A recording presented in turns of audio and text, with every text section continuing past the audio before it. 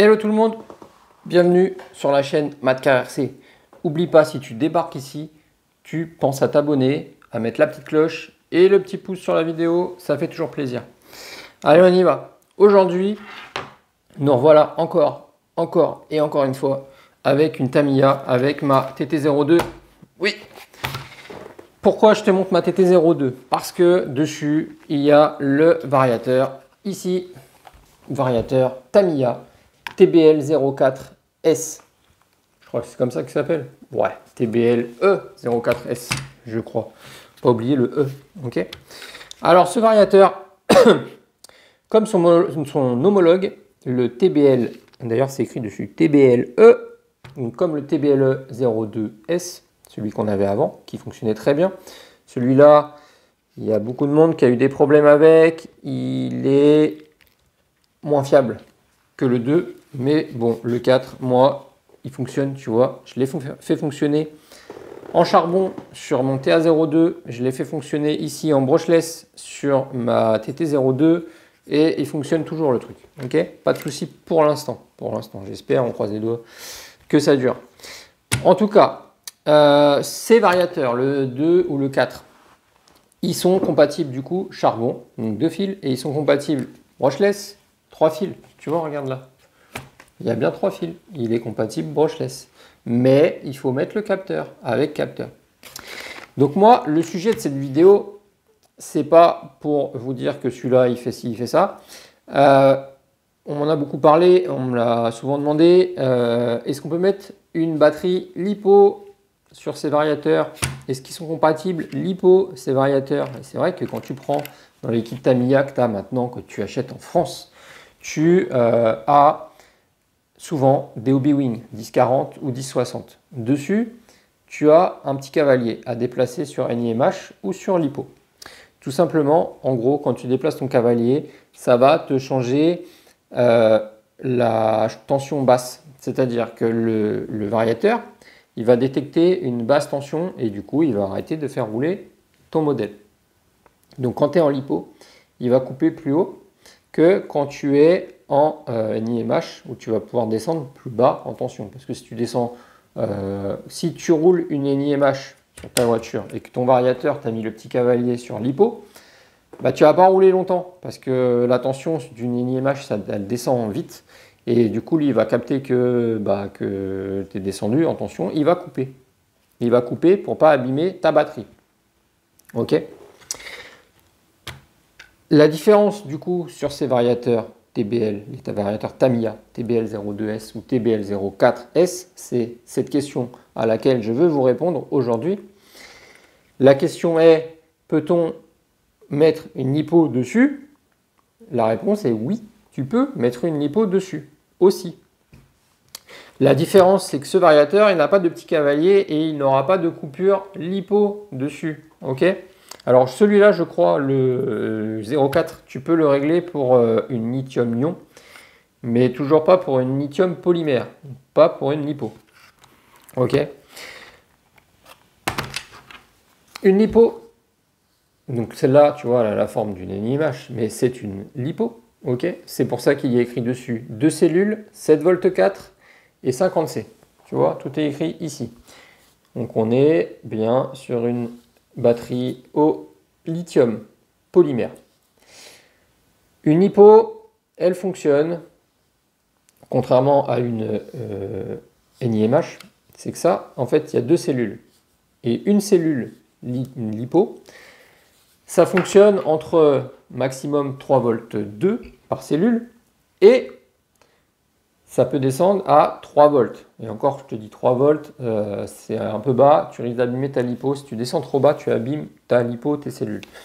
Donc, il vaut mieux descendre à 3 volts 4, 3 volts 5, comme ça, tu es tranquille. Donc, tu vas jouer, tu vas faire évoluer ton véhicule entre, du coup, 4 volts 2 par cellule et 3 volts 5 par cellule. Jusque-là, tu me suis. Dedans, il y a 2 cellules.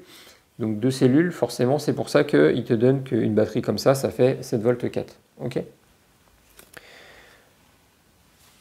Là où je veux en venir avec ces variateurs, c'est que ces variateurs n'ont pas de coupure LiPo, à proprement dit, pour ces batteries-là.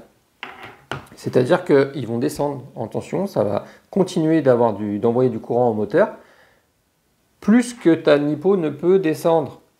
Et si tu vas jusqu'au bout de ça, ta lipo, elle va être morte, elle va gonfler, tu ne pourras plus la mettre en charge, tu vends le chargeur que tu as, et tu vas surtout l'abîmer tout de suite, quoi. Okay. Donc il ne faut pas faire ça, il ne faut pas descendre trop bas en tension avec une lipo. Donc la solution, tu en as deux. Tu fais comme moi, tu ne te prends pas la tête, parce qu'avec une lipo sur ce genre de véhicule, avec celui-là, là, le 17.5, sur un TT02, moi je roule, en général, je mets des petites shorties qui font 4600 mAh, et je roule, et je roule, et je roule, genre 30 minutes, et j'ai encore plein de tension dedans. Donc je sais que je peux rouler un certain temps, en gros. Si tu fais des sessions de 10-15 minutes à chaque fois, tu n'auras pas de problème. Ta batterie, ta lipo, tu vas la charger à 4 volts 20 par cellule. Tu vas rouler 10-15 minutes, tu vas descendre à 4 volts par cellule. Donc tu es bien, comme je t'ai dit, essaye de rester entre 3,5 et 4,2. Donc là, tu n'auras pas de problème, tu vas la recharger et ça se passera bien. Moi, généralement, quand je roule, à savoir qu'une lipo, du coup, le mieux, c'est de la mettre en mode stockage. Et en mode stockage, c'est 3,80, donc 3,70, 3,80 par cellule. Donc quand je roule, j'espère que je ne suis pas en train de te perdre, parce que même moi, là, je commence à me faire mal à la tête tout seul.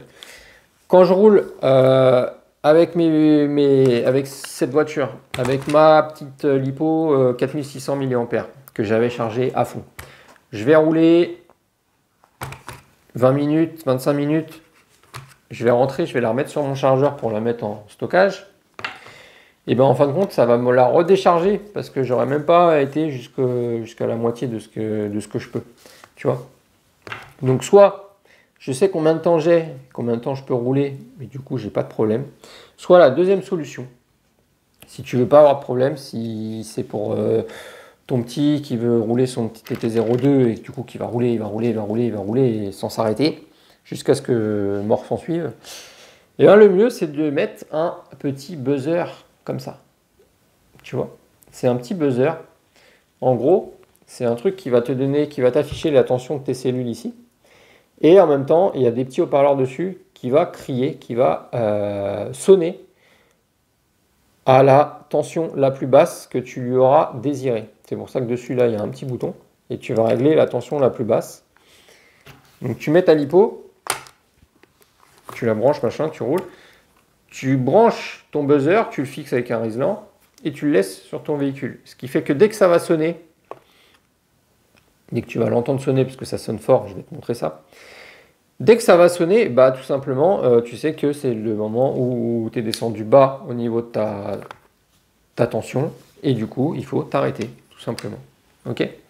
Donc, tu vois, c'est simple parce que ça, comment ça se branche? Tu peux tout simplement, tu peux mettre une batterie de jusqu'à 8S, je crois. 3 à 6S, alarme 2, fort 2 à 8S. Donc c'est pour ça que tu as plein de prises comme ça. Parce que tu vas brancher ta prise d'équilibrage dessus. Attention, ça va sonner. Là. Et là, voilà, tout simplement, c'est allumé. C'est ça que je te dis, tu le fixes comme ça à ta lipo et t'es bien. Donc qu'est-ce que ça nous dit? Quand tu le branches, le petit buzzer, il va te donner la tension, il va te dire 2 cellules. En tout, all 748. Numéro 1, 373. Numéro 2, 375. Donc en gros, il te donne la tension totale de cette batterie. Il te donne la tension ensuite de chaque cellule. Numéro 1, numéro 2. Donc tu vois là, moi, ma lipo, elle est à peu près en mode stockage. On est à 372, 373. Donc ça, c'est un mode stockage. Et ensuite, eh ben, tu vas venir appuyer sur ce bouton, si mes souvenirs sont bons. Et voilà. Et ici, il y a écrit 350 quand j'ai appuyé. Ça veut dire que là, si j'ai une cellule qui descend à 350, il va se mettre à sonner. Donc après, tu peux régler 360, 370, 380. 380, c'est le maxi. Donc là, il sonne. Il sonne parce que mes cellules, elles sont à 372. J'en ai une à 372, une à 373. Forcément, moi, je l'ai réglé à 380, donc il se met à sonner. Tu vois, ça sonne fort, donc tu l'entends, tout simplement. Donc là, je le remets. Et je vais le régler. 3. Moi, j'aime bien 3,50, on est bien. Voilà. Tu le règles comme tu veux. Tu peux le régler beaucoup plus bas, beaucoup plus haut. Donc, quand tu as un variateur, vraiment un vrai variateur brushless, par exemple, ou même les variateurs Hobby-Wing là, pour les brochettes, et ben quand tu roules, ils ont ça qui est intégré. Enfin, ça va pas sonner, mais dès qu'il va avoir une coupure, dès qu'il va y avoir une tension basse, réglée pour ta lipo, et ben ça va couper tout simplement, tu n'auras plus de jus. Tu ne pourras plus accélérer, tu ne pourras plus rien faire. Ok, donc c'est ce qu'on appelle la coupure lipo. Donc, que tu peux régler sur certains variateurs. Tu as une carte de proc, tu peux régler, ou même avec le bouton. Tu peux régler dessus, sur les modèles du coup plus gros, tu peux régler dessus ta coupure, à combien tu veux que ta batterie descende. Voilà. Est-ce que j'ai été clair? J'espère. Dis-le moi en commentaire. Si tu n'as pas tout compris, tu me mets en commentaire ce que tu n'as pas compris. J'essaierai de te réexpliquer ou de te répondre à tes questions. Voilà. En tout cas, la vidéo était juste pour répondre à une question. Peut-on mettre des lipos sur les variateurs Tamiya TBL04S ou TBLE02S? La réponse est donc oui. Mais attention, il n'y a pas de coupure lipo, ce qui veut dire qu'il n'y a pas de coupure de basse tension, ce qui veut dire qu'il faut soit que tu prennes tes précautions et que tu ne roules pas trop avec pour être sûr de ne pas descendre trop en tension, soit que tu te glisses un petit buzzer sur ta machine et comme ça tu sauras que tu descends trop en tension et qu'il faut arrêter. Voilà, donc là c'était le résumé, j'espère que j'ai été clair. Je vous souhaite à tous une bonne soirée, une bonne journée. À plus tard tout le monde. Ciao.